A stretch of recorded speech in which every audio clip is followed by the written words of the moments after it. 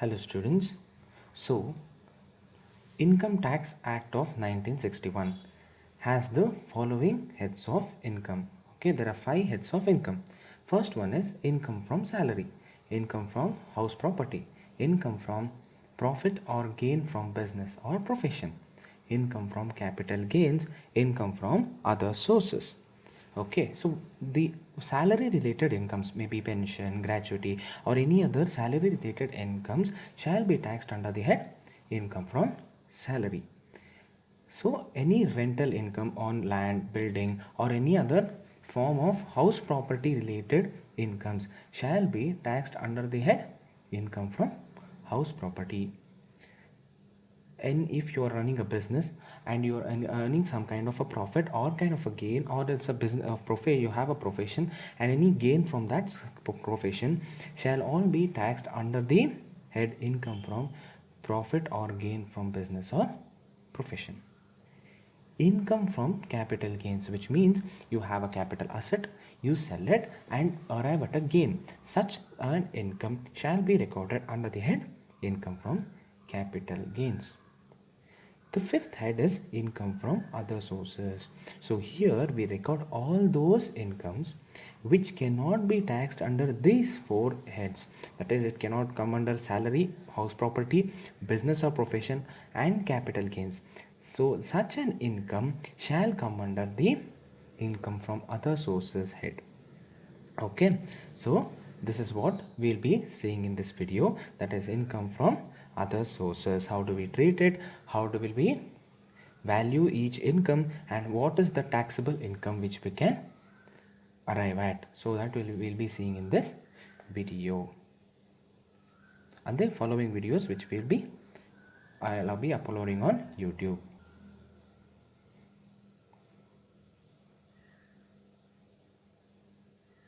So let us begin our chapter. Section 56 to 59 that deals with income from other sources. Okay, so sections 56 to 59 of Income Tax Act deals with income from other sources.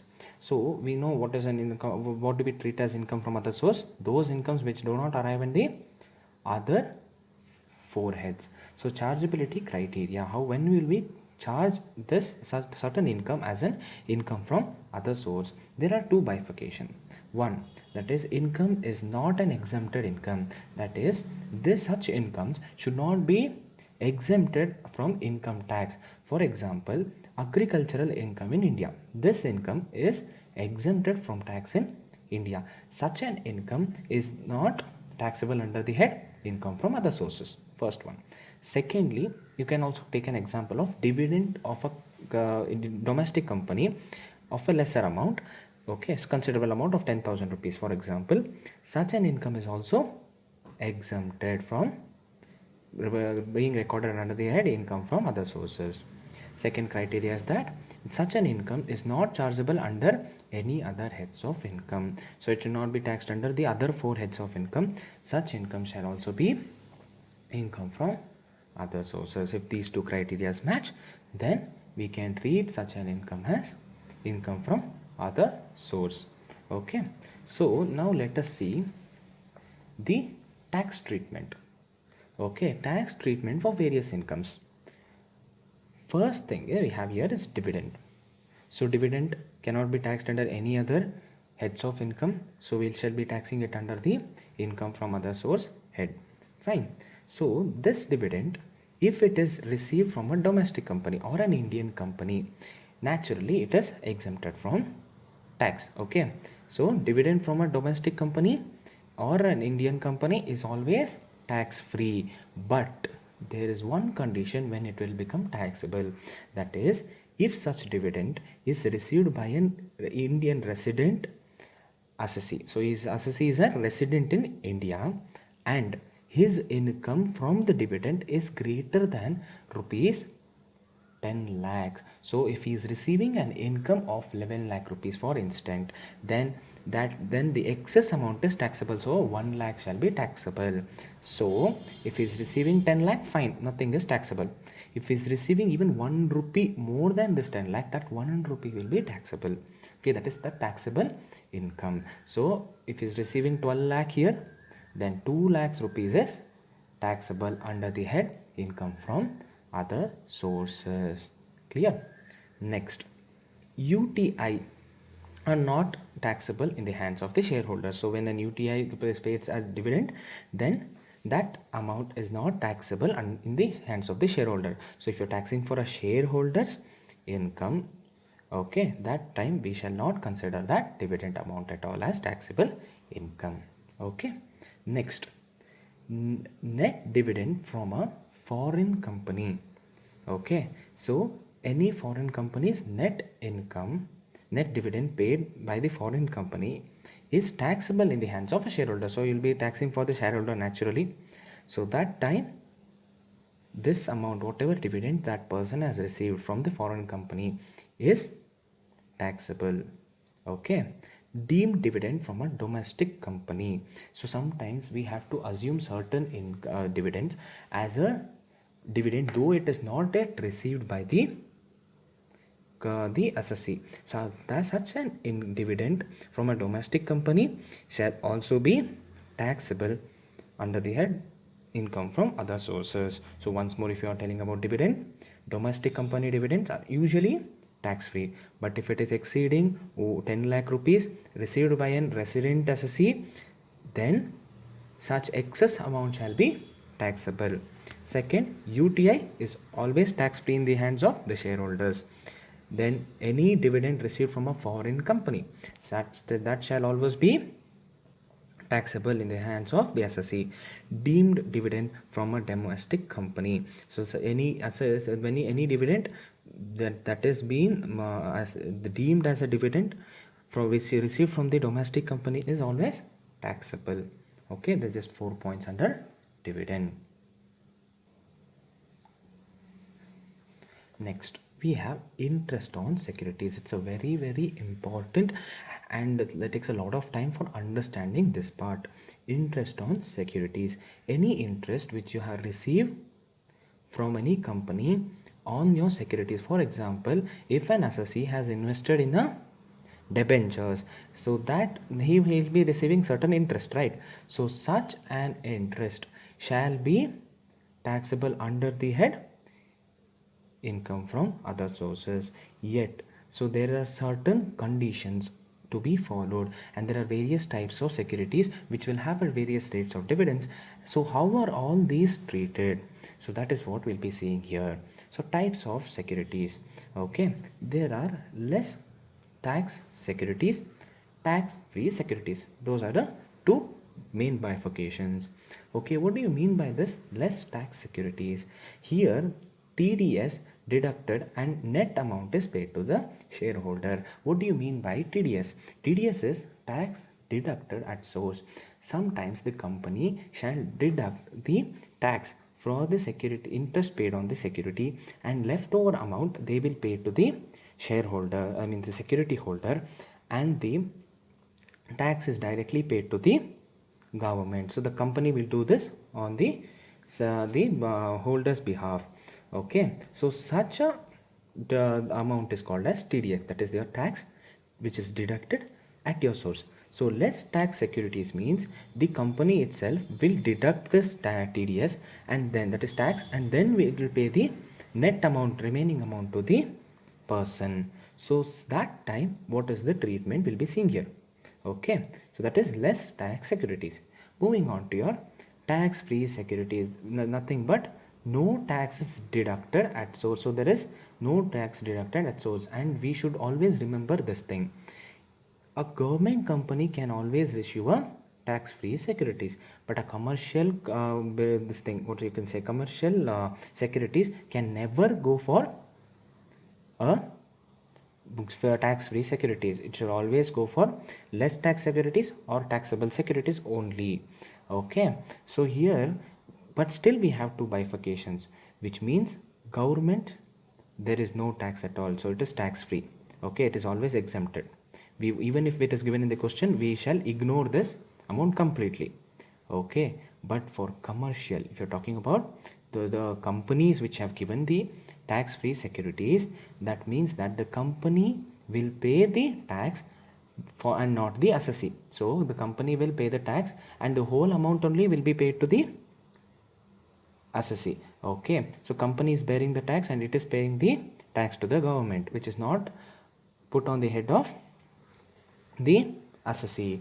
But still we shall gross this amount. We shall take the total, that is your TDS amount plus your amount what is the assessee is receiving. So we have to gross it up. Okay, so this is the basic understanding. Now moving into details. So here also less tax securities also we have two bifurcations, that is government and for the company securities. Commercial securities nothing but your company securities. Here when it is government securities, there shall usually be no TDS. Okay, naturally no TDS at all. So that time we need not gross up the total income. So what do you mean by grossing up? Grossing up is nothing but adding your total net income which you have received plus your TDS received. So it's TDS which has been deducted. So net plus your TDS is the grossed amount. Whenever we are taxing under the income from other sources, we usually take the gross amount. Okay, but here there is no TDS deducted under the government securities. So that time when there is no TDS deducted, we need not gross the amount but take the amount directly. Whatever amount is given in the question, that amount we shall be considering for income from other sources. So if for example if they tell the rupees 3000 received as an interest on a government securities, so we take that 3000 amount directly in the amounts column. Okay, coming to the commercial or the company securities, here TDS is usually deducted irrespective of whether it is a listed company or it is an unlisted company securities. We will have the same treatment. Okay, there's no change in the treatment. So amount of interest is given in the question. For example, if they say 4500 is received as an interest, so 4500 rupees is received as an interest. Okay, so such a time what we do is that is the amount is directly given, amount of interest is given in the question directly, then we have to cross it up. Okay, but if the amount of investment and the rate of interest is given, for example if they say 5 lakh, say the debentures of 10% debentures is given. Okay, 5 lakh 10% debentures, then we need not gross it up. We just need to multiply the 5 lakh into 10% and whatever amount gets, that is your amount of income which has to be taxed. Okay, so here 5 lakh into 10% is nothing but your 50,000. So here the taxable amount is 50,000 which is received from the commercial security. Clear? So here you need not gross up anything. Whatever amount you get directly by multiplying the percentage, that amount is taxable. But here you have to gross up. We'll see how to gross up in the formula in the next part. Okay. Next, coming on to the tax-free securities again. Here I told you government is always exempted. So if it is given in the question, government tax-free securities of government of rupees 3000, we don't take that amount in the amount column. We just ignore it completely. Okay. So coming to the company's part, commercial securities. Company pays the TDS and not the assessee. So we have to consider the TDS amount also and the assessee whatever is receiving also.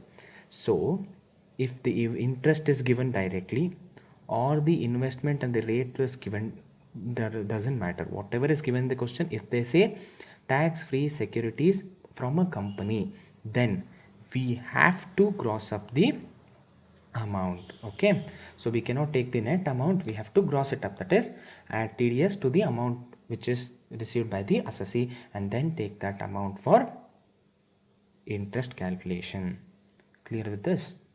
So let us consider this now, only these two, right, which is belonging to the grossing up of income. Only the amount of interest is given for less tax securities and commercial securities tax free. So only these two we have to gross our incomes, right? So what we do is, there's a formula for grossing up of interest. So what does the formula say is, gross interest is equals to net interest into 100 divided by 100 minus rate of tax. Currently the rate of tax for the securities is 10%. So if you're considering this example, that is rupees 4,500 received as interest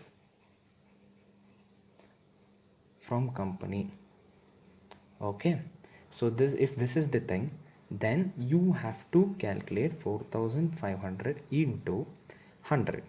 Okay, this is your net interest into 100 divided by 100 minus 10, which is 4,500 into 100 divided by 90, right? So whatever the amount you get, that is your taxable income from the interest on securities. Okay, so this is applicable for both of these.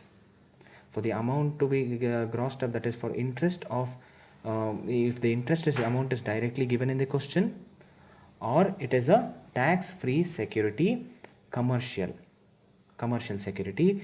For these two conditions we will do this step to calculate our interest. Clear with that amount whatever we get. For example, here we are getting 4,500 into 100 divided by 90, we get 5,000. So here 5,000 rupees is taxable. Okay, so this is what is the interest on securities treatment. I'll just quickly revise it once. Types of securities, we have two types: less tax securities and tax free securities. Less tax securities, we have government and commercial. Government, whatever amount is given, that amount we will be considering for the taxing. Okay, whatever is given, that is grossed up only. It is always to be taken directly to the amounts column. If it is commercial securities, then we have two bifurcation. One, if amount of interest is given and the amount of rate and the amount of investment and the rate are given. So amount of interest is given, then we have to gross it up using the formula, that is the net interest into 100 divided by 100 minus rate of interest. Here rate of interest is 10%, so we have to minus 100 minus 10 is 90. So that accordingly the formula we find out the gross interest. If it is amount and rate of interest are given, then the investment amount into rate of interest, whatever amount is given, that is the gross, and we take it directly. We need not do the grossing up, because we are only calculating, right? When we are only calculating, it means that the company hasn't paid yet, so it is the TDS is not yet deducted, so that actual amount only we are getting here. So that amount only we'll be considering in the amounts column. Tax free securities, government means we exclude it completely. We won't take it in our amount column at all. It is tax free for the government. But for commercial securities, irrespective of whether the interest is given or the investment amount is given, we have to gross it up. This is because if the interest is given also, which means the company has paid the TDS. Okay, even if the investment and the rate is given also, means even if you calculate on that amount, the company will be paying the TDS, though it is not taxable for that person, right? So that amount also we have to gross up and take it. For grossing up, we know the formula is net interest into 100 divided by 100 minus rate of interest. Fine, I mean the tax rate we need to calculate. Fine.